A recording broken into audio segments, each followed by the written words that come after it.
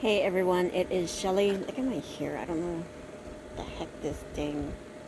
It never goes away. Never goes away. Alright, so we are now into me going out of high school and then getting married. So we were married in 1993. I graduated in 92. We had a lot of fun, and it was good. It was good. But I don't want to say, that we were too young or whatever. We knew what we were doing. We knew we wanted kids. We knew we wanted to be married. But we still hadn't had a chance to live. And we were two individuals that liked having fun and living. And that caused issues from the very beginning. It started, on his side, and women in and out, and it was very hard to deal with. And I started getting upset. So I started going tick for tack, You're doing that to me, well, I'm going to do this to you. And that's the way it went for several years. And it just got to a point where it was just too much for me. So, I said, whatever, he's going to do what he's going to do. I have these kids to take care of. I'm going to take care of the kids, and this is what I'm going to do. We're going to be married, and you're going to work and do whatever you need to do and take care of us. Work for him was never steady. I don't know why. I don't know what the deal was. We had a couple of jobs in the beginning that were very, very steady. But there was always a reason it was steady, and most of the time it was another person. So that's neither here nor there. But I tried my best to keep steady work.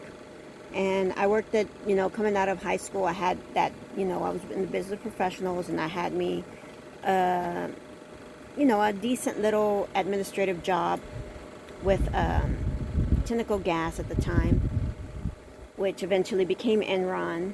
But I was working there when it was Tenneco, and I worked there for my last year, the senior year, so I would go half a day to school, half a day to work.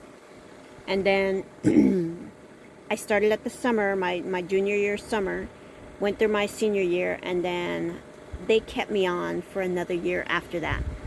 But, I had to leave because that was a position that they specifically held for high school students. So there was no other, they were trying to find somewhere else for me to go, and I wasn't fitting in that little bitty department I was in, and there was no other room because that company worked a lot with the high schools throughout Houston. So I eventually had to leave.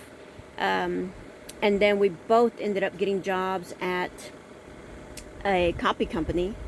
I worked the scanning department, and at the time that was my husband. He was working in the documents resolution department, making copies. We did a lot of litigation work for lawyers. And we stayed at that company for a good, minute, for 3 or 4 years. I want to say maybe even 5. I can't remember completely. But, of course, it didn't work out in the end because there were too many other people involved in our marriage that shouldn't have been there at that place. And I ended up leaving. He ended up leaving. I ended up getting a job with an accounting firm. And I was able to hold that job for about I was with them for almost 15 years, 14 something years. And eventually we were able to get a house. The last 4 years of our marriage, that's thunder. The last 4 years of our marriage, we were able to get a house. How, I don't know how we managed to save, come up with the money. I had a very good friend help me, get the house. And it was great. I love the house. The kids love the house. Their father loved the house. And for the 3 years we were there, we had so much fun.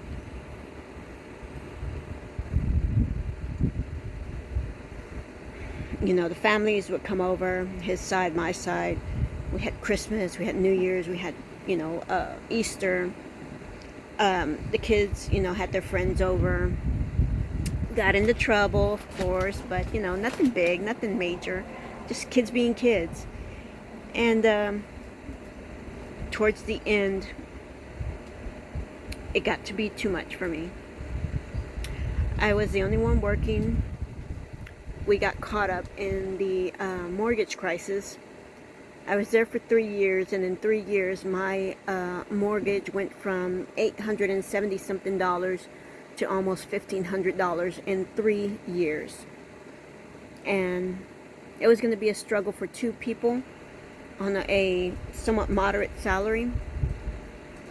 And it was nearly impossible for me by myself. I was the only one working at the last year that we were there. And I tried my best to hold on, but I had got a notification. They had just raised the mortgage that year, and then 5 months into the year, where it was at 13 something, almost $1,400 a month, I got a letter 5th month in telling me at the end of that calendar year, my mortgage was going up to 14 something, almost $1,500 a month. That was well over a paycheck for me, and I couldn't do it. We also had cars. He had a brand new truck. I had just got me a used little vehicle because I needed some way to get back and forth.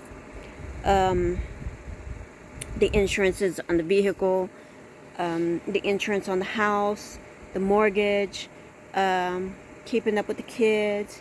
It was just too much for me to handle by myself, and I broke. I completely broke. I saw no way out other than to just give up the house. I tried, all my options to save us, and it just wasn't going to happen. And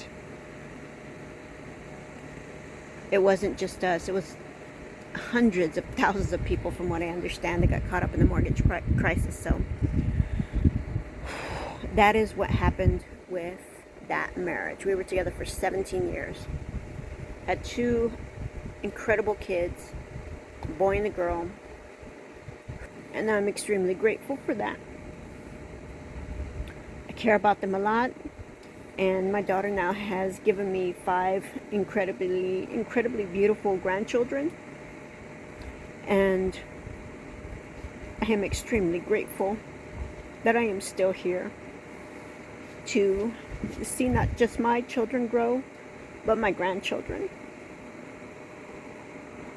And I wouldn't have wanted anything to go any other way than what it did, because that's the way it needed to be.